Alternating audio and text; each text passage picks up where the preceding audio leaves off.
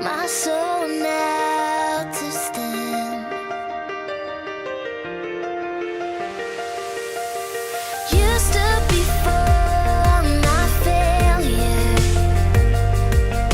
and carried the cross for my shame. My sin weighed upon your shoulders, my soul now to stand.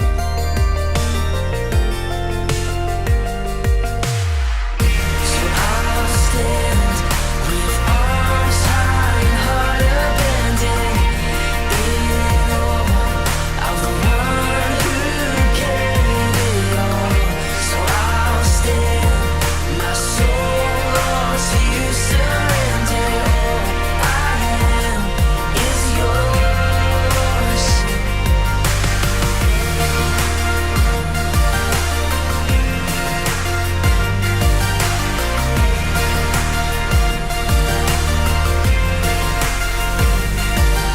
So I walk upon salvation, your spirit alive in me. This life to declare your promise, my soul now to stand.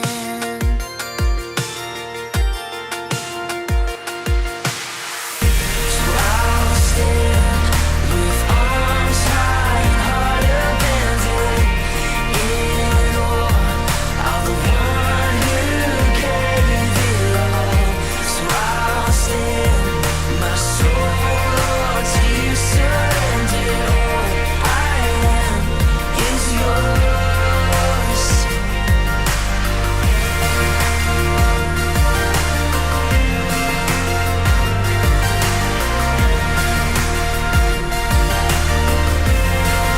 So what could I say? And what could I do? But offer this heart, oh God, completely to you. So what could I say? And what could I do?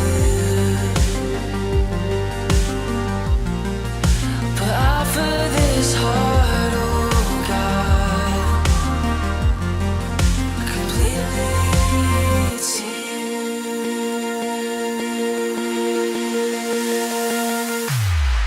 So I'll stand with arms high and heart abandoned in awe of the one who gave it all. So I'll stand, my soul all to you surrender. All I am is yours.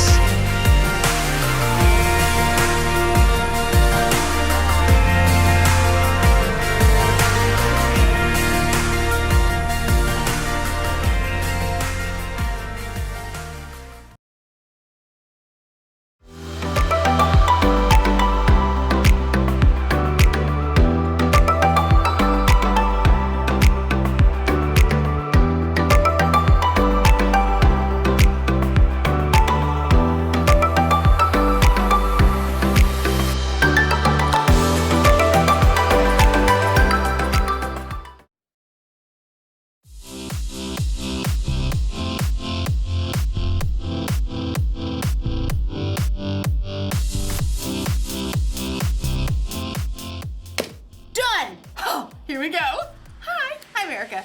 You ever play concentration? Or some people call it memory.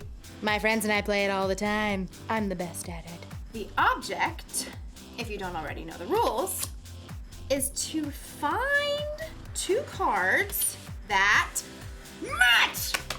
Boom! So, my friends and I have added a rule. Anytime you make a match, you Get candy! Candy, candy, candy, candy, candy, candy.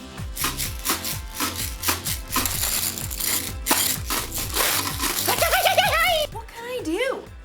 It's a rule, and rules are part of life. Yes! You've got to talk about rules when you're talking about responsibility. Responsibility is showing you can be trusted with what is expected of you. Of course, the rules don't say I have to eat candy every time I get it matched. So, usually, I save it for later. This is what I've won so far. I mean, what can I say? I know how to pick 'em. My friends are like, you're too good at this game. Give us some candy. And I'm like, get your own. I might have a problem. No. Today's story is one that Jesus told about a man who had a little problem with sharing. Who knows what that's like? I'll see you in a bit. Mine. The Bible. It's 66 books of history, stories, letters, and poetry that fit together to form God's one big story. The epic adventure of how He created us and loves us so much that He made a way to rescue us. As we travel through the Bible, from Genesis to Revelation, we discover people who met God and found their lives changed forever. Now, for an amazing story, inspired by the book of Luke, chapter 12, verses 13 through 21. Everywhere Jesus went, large crowds followed him. Some really wanted to learn and change. Some were just curious. Others, like the religious leaders, listened to Jesus' words so they could trap him with tricky questions. But there were some people who just wanted Jesus to back them up, to tell them that their way was the right way. One of these was a man, we'll call him Ezra. Teacher! Hey! Teacher! Ezra's demand was loud enough that everyone stopped talking to look at him. Are you gonna let me through or what? Ezra shoved through the crowd, dragging another man behind him, his brother. Teacher, you've got to tell my brother here that he has to divide the family property with me. Ezra's brother looked like he wanted to sink straight into the ground. Jesus turned to Ezra. Friend, who made me judge or umpire between you? People listen to you. I thought you could, just settle this. Tell my brother I'm right. Watch out. Be on your guard against wanting to have more and more things. Life is not made up of how much a person has. That is not what I asked. Jesus didn't argue with the man. Instead, he told a story, a parable. If he had told this story today, it might sound just a little something like this. There once was a rich man whose field grew a fantastic crop of grain. Perhaps it was corn. His manager brought him the good news. Sir, we're set to bring in a bumper harvest of cobs and kernels. Yes! Go me! Oh, well, your employees did an excellent job of preparing the fields. Go me! And there was a lot of sunshine. Go me! And just the right amount of rain. Go me! Yes, go you. Harvest the crop at once! Well, we're working on that. There's just a little problem. Problem? Who messed up? Fire them at once! Oh, no. It's a good problem. You don't have enough barn space to store all your grain. I'm just too successful. Go me. Well, I was thinking you could share some of the grain. Share it. Well, yes. Some extra bushels for your employees, maybe give some of it away, popcorn for all the kids in town, hold a cornbread festival for everyone. But it's all mine. Oh, yes. Yes, it is. I know.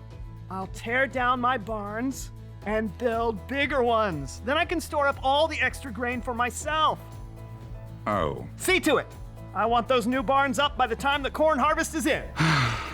Yes, sir. The old barns were torn down and brand new, bigger barns were built. Perfection. Is the corn harvest complete? Yes, sir. All finished. Excellent. Have the men store it all in these new barns immediately. But they're so tired. I said immediately. Yes, sir.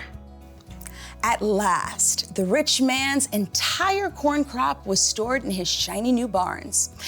He settled back in a comfy deck chair and surveyed his property as the sun set. Go me!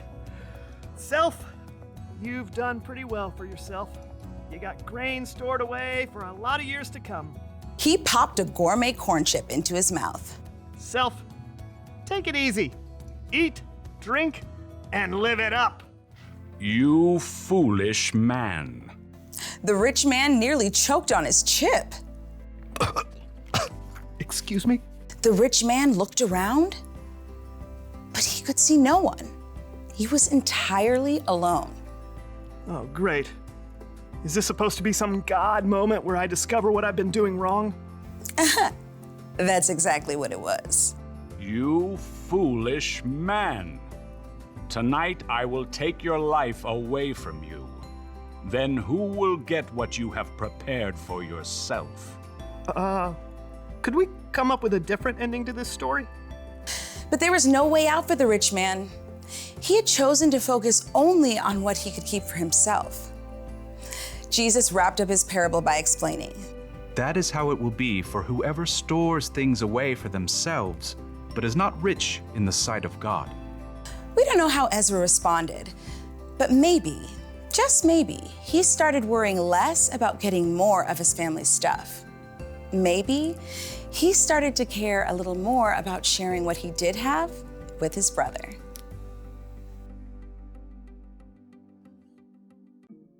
Jesus told the story of a rich man.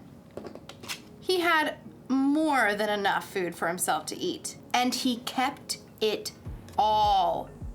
Every last grain. Don't misunderstand me.